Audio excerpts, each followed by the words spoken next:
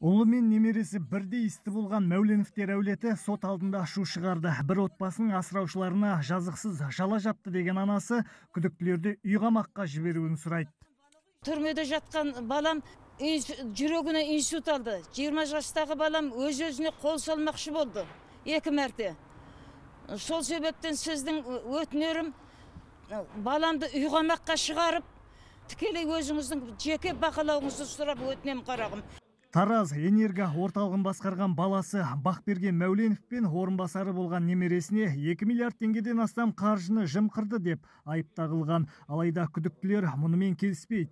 Бұның артында үлкен күштер бар біздегі. Бұрынғы высокопоставленный экс-чиновниктер бар берді. Почему? Потому что біздің алдымызда келді, бұл тестке келді, бізді вымогать етіп, угрожать еткен тесті бізге қайырып берді. Біз аукционда ол тестті сатып алдық. 100%.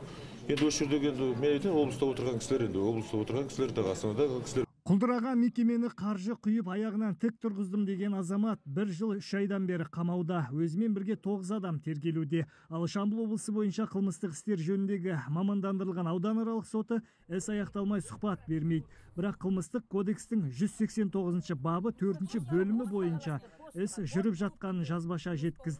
Бұл бап сеніп тапсырылған бөтен мүлікті иемдену немесе талан-таражға салуды қарастырады. На мой взгляд, здесь произошло чистое рейдерство. Я полагаю, что необходимо провести новые экспертизы. На момент проведения новых экспертиз необходимо изменить меру пресечения, провести объективные экспертизы, дать нам возможность принимать участие в этих экспертизах.